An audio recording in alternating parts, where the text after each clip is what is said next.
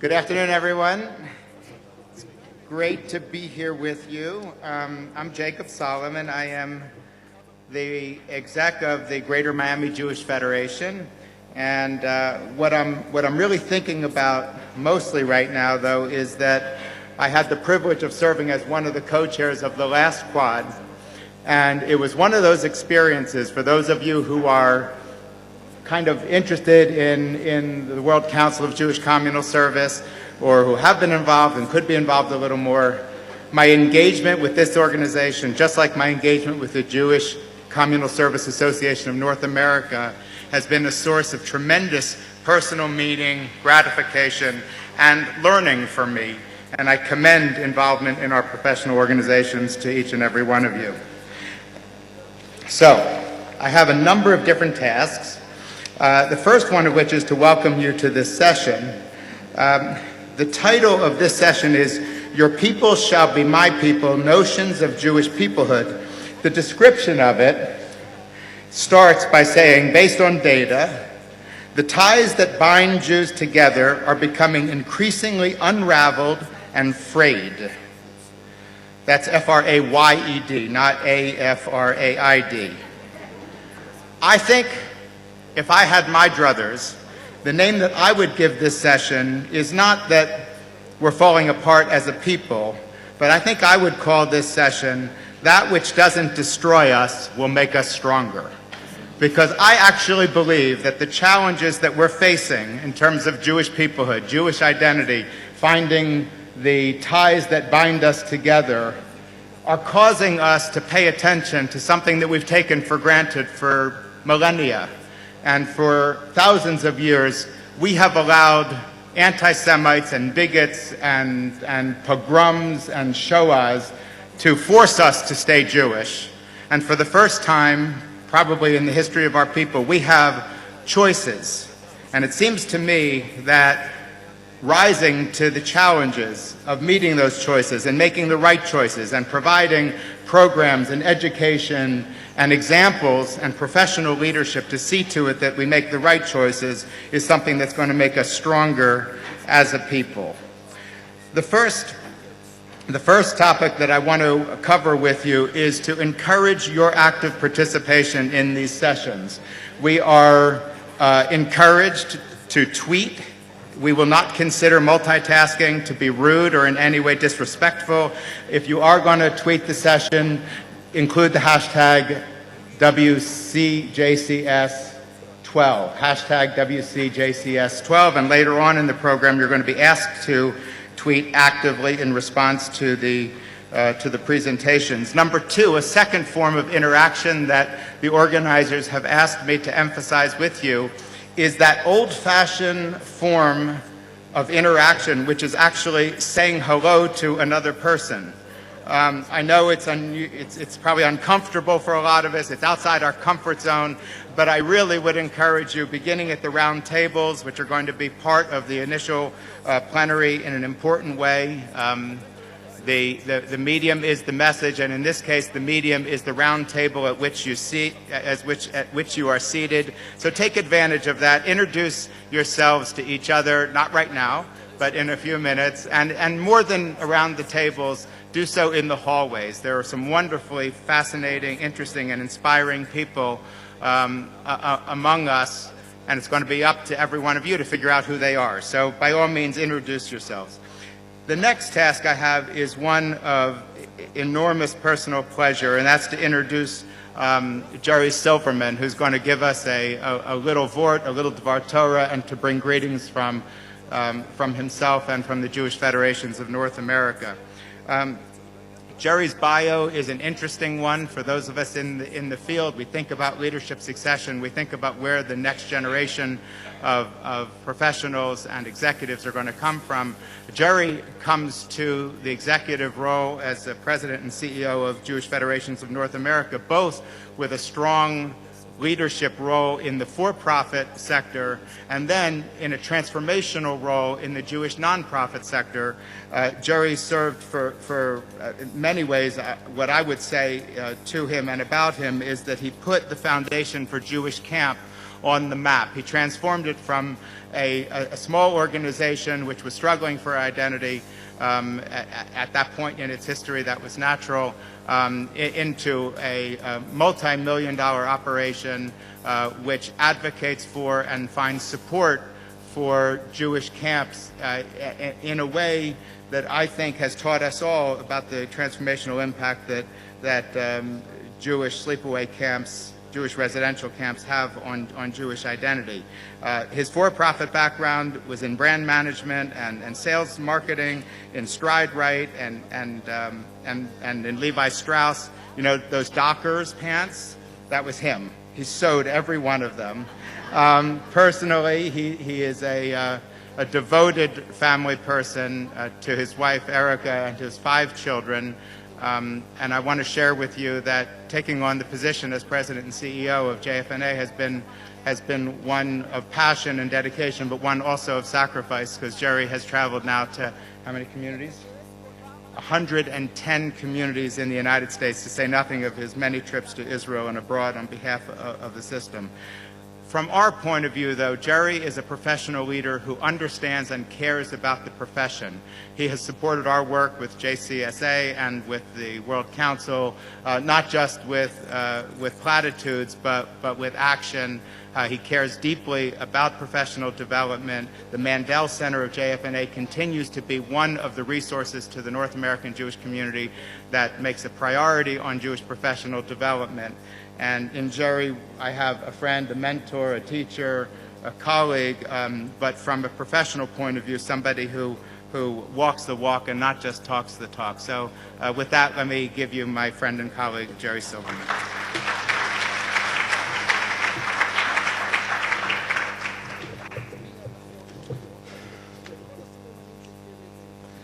I have to tell you, I love Jacob Solomon.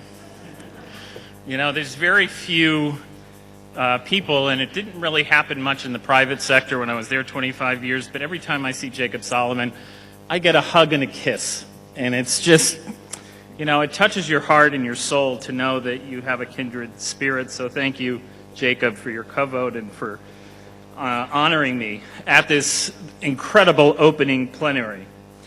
It is a privilege, and I'm really thrilled to have been asked to welcome all of you to WCJCS's 12th Quadrennial Conference.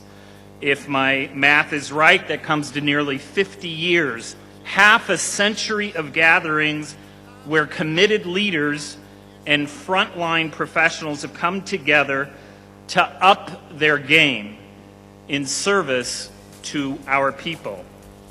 This year's conference chairs have continued that legacy throughout the many months and countless hours they've invested in preparing for this moment.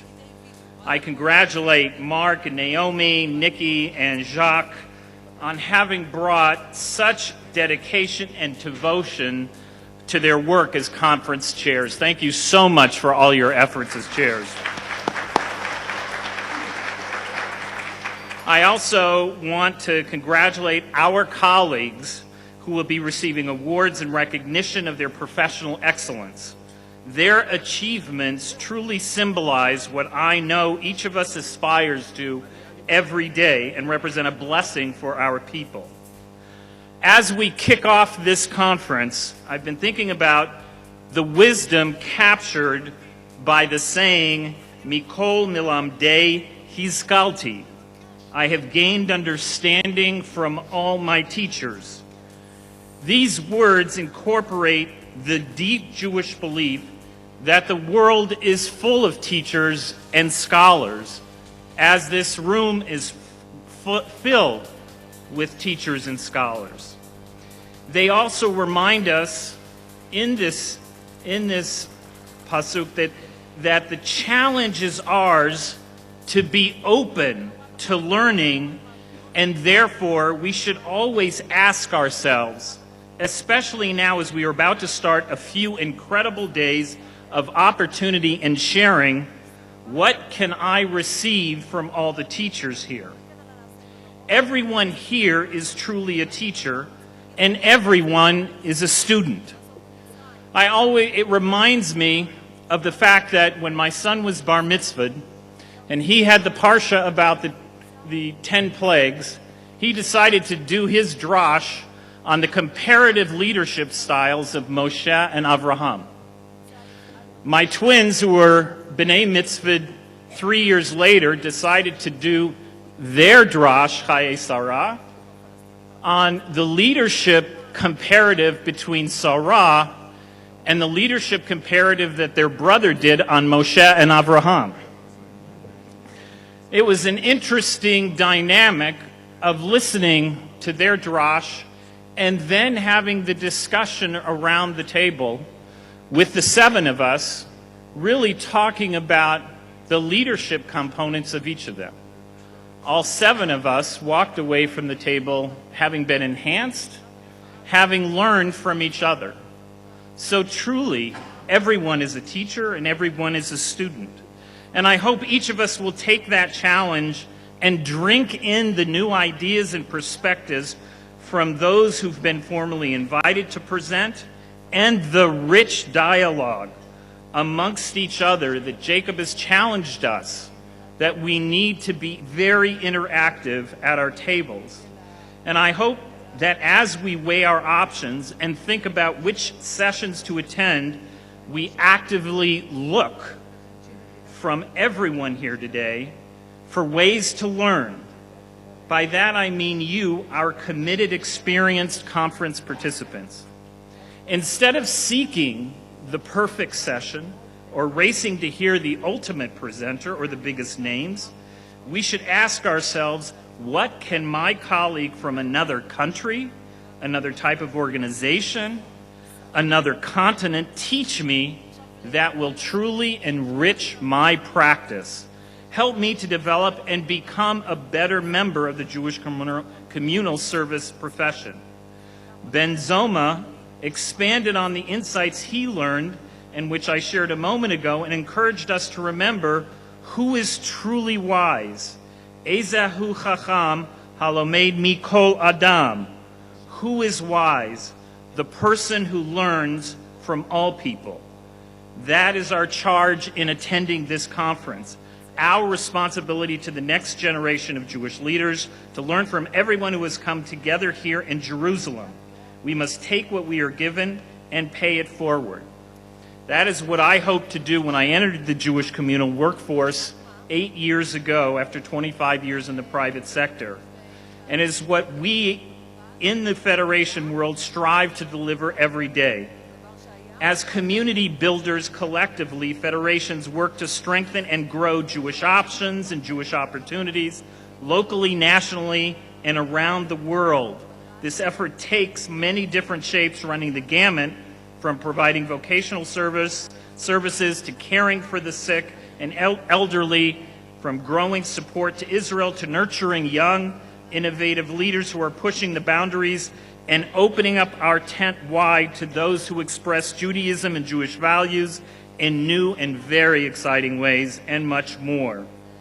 This is also a collective body of professionals from around the globe here to raise the bar. All of the work we do, and I know that many of you do in your own countries and organizations, is infused with a sense of history and gratitude for what we have received.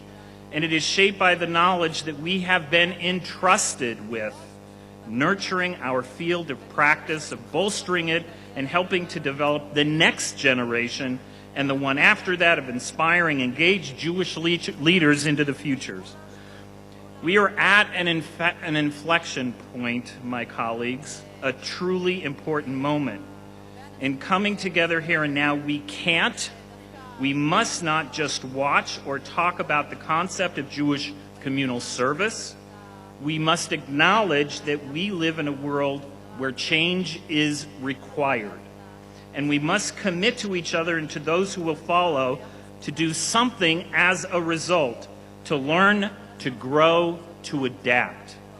By making this choice, we will pave the way for them and build a framework for the next generation to latch onto as they ascend through the ranks and take their places in our leadership of the future.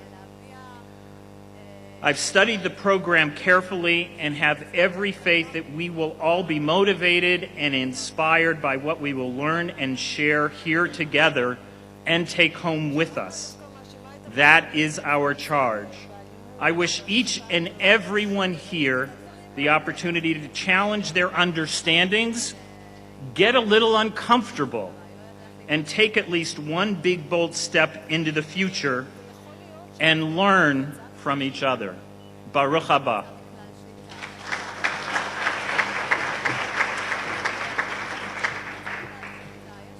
Thank you very much, Jerry Schkoch, to you, and it's a great challenge and a great message. Moving on with our program, how many different meetings are you supposed to be at right now? The next part is really a treat for me. Interspersed among the various plenaries today will be the presentations of some professional recognition awards.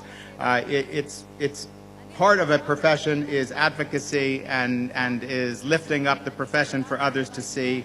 And in recognizing colleagues who have been extraordinary in performance of their duties, what we're doing really is not just honoring them for their practice, but we're honoring the field as a whole. So I'm going to be making presentations, one of the Bernard Rodkin Fellowship, and two for, no, excuse me, I have it opposite. One for the Ted Comet Exemplar Award, and two Bernard Rodkin Fellows.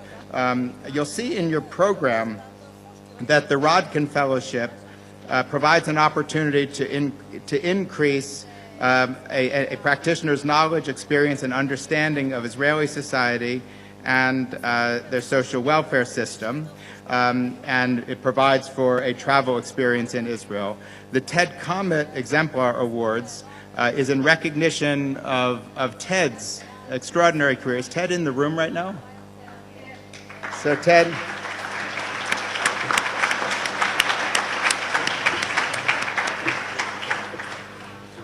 it's such a privilege. I mean, to give this award out, but in your presence is really quite remarkable. Ted, among others in this room, is a giant, a real pioneer in our field, and I know that the recipients of the award will find deep meaning in the fact that you're here to witness its presentation. So let me begin with the presentation of one of the recipients of the 2012 Ted Comet Exemplar Awards, and I'd like to call up Ronen Cohen to receive this recognition. So Ronen actually works at an agency that's one of my personal favorites here in Israel. It's run by one of our co-chairs, Naomi Stutzner. He is in the communal division of Bet Izzy Shapiro and has been for the last 10 years. He manages the activities for the agency insofar as they relate to the community. He is a professional, come on up, he's a professional leader, he's talented and exceptional, and this comes from the people who don't even like you very much, by the way. He's talented, he's exceptional, and he acts out of a deep commitment and a recognition, you can come closer, I'm not going to bite, of personal and professional values of human dignity, equal rights for disabled people and their families, promoting their inclusion in society and the community in which they live. As I read about your accomplishments, I was thinking about the concept of the sociological imagination, Ronen, the ability to see everything as both a personal challenge but also a public issue. And it seems to me in the work that you do at Bet Izzy Shapiro, with tremendous compassion, you deal with individual people, but you're also involved in making societal change. He has spearheaded a program called Chen, which brings about societal change and promoting the participation of people with disabilities in community life. He has the rare ability to establish and operate long-term partnerships between professionals, people from the community, and people with disabilities, and to help them to work together. He's characterized as having a pleasant personality. His devotion to work and tenacity apparently create a culture for the people around you, your clients, the community, and your colleagues. So it's a great pleasure to present you with the 2012 Ted Comet Exemplar Award.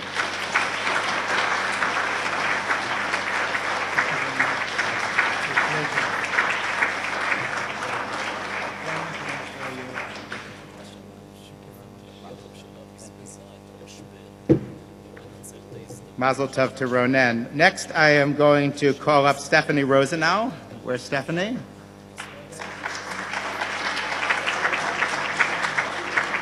As she comes forward, let me tell you a little bit about Stephanie. I had the pleasure of sitting next to her over Shabbos dinner. She is a senior associate at Acharai, the Shoshana S. Cardin Leadership Development Institute in Baltimore, Maryland. Stephanie graduated from Muhlenberg College, where she double majored in psychology and religion and held several leadership positions, including president of the Muhlenberg College Hillel. It's a Methodist college with a huge Jewish population, Lutheran. Stephanie moved to Baltimore after college and worked as the Jewish Campus Service Corps Fellow at Towson University, Hillel, for 2 years.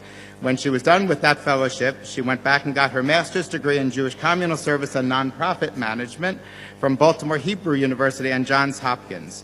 Stephanie's accomplishments include helping to guide Acharai to new heights by staffing the Baltimore Jewish Leaders Assembly, staffing the alumni and marketing committees, and co-staffing the Acharai Fellows Program, which provides leadership training and education for Baltimore's Jewish volunteer community. She also sees Acharai as a vital component of Jewish Baltimore's future, and I know in my conversations with your colleagues and my friend Mark Terrell that assessment is spot on. So I wish you Mazel Tov, congratulate you on this accomplishment, look forward to great things from you in the future.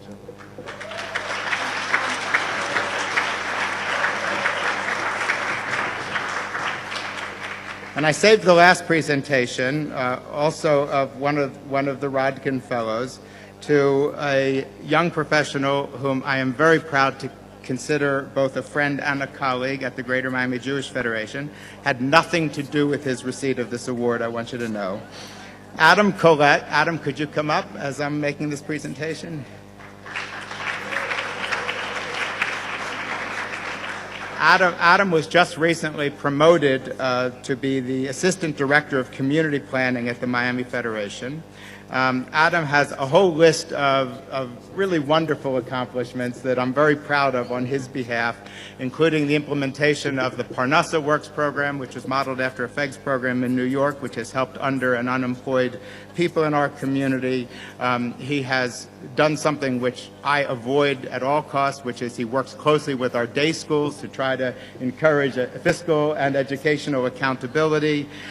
He has created a new financial review process. Adam is a person who is comfortable enough with the numbers so that he never lets them get in the way of his human relationships. Because of the kind of work that he does in the planning department, our agencies are closer, feel more of a connection, more of a sense of confidence and trust in the direction the Federation tries to provide.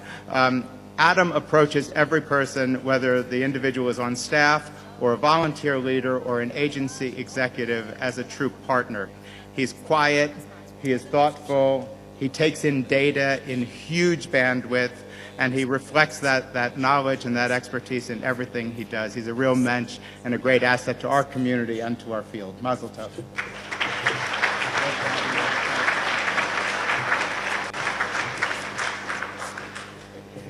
And now, you're about done with me. My last introduction is the person who's going to carry us forward for the rest of the session, an individual who has been a friend and colleague for many, many years. She's a person whom I turn to for guidance and for answers to questions and frankly, just to talk through issues when I find them confounding. Elisa Rubin Kershand currently serves as the Senior Vice President of Strategic Planning and Organizational Resources at UJA Federation of New York. How many people recently saw some of the demographic data that came out of New York's recent demographic study? Those of you who did and who read some of the coverage on it understand that New York is an extraordinarily complicated Jewish community. It's diverse and increasingly diverse. It's filled with both opportunities and challenges. And Elisa is the person who, with extraordinary capacity and intellect and vision, guides the New York City Federation in a path toward a visionary future. I asked Elisa, she was unhappy about the concept that I was going to read a long introduction, which I may do anyway. But I asked Elisa what she is most proud of in terms of her work at the Federation. And her answer was telling in terms of her vision of community.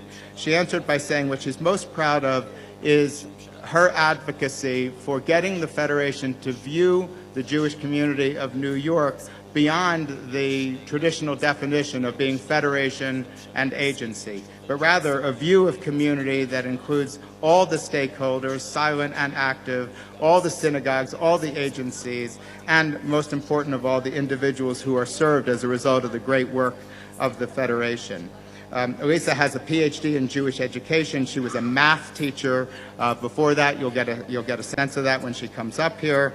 But she got a PhD in Jewish education from the Jewish Theological Seminary in 1996 and was a Wexner Graduate Fellow from 92 to 96. She was also in the Executive Development Program of the Jewish Federations of North America, which trains this coming generation of executives for the Federation system. Elisa lives with her husband, Rabbi Neil Kirshen, in Huntington, New York. They have raised 4 excellent and productive children together. Their family now includes 2 granddaughters and 1 Sabra grandson, my friend and colleague, Elisa Rubin Kirshen.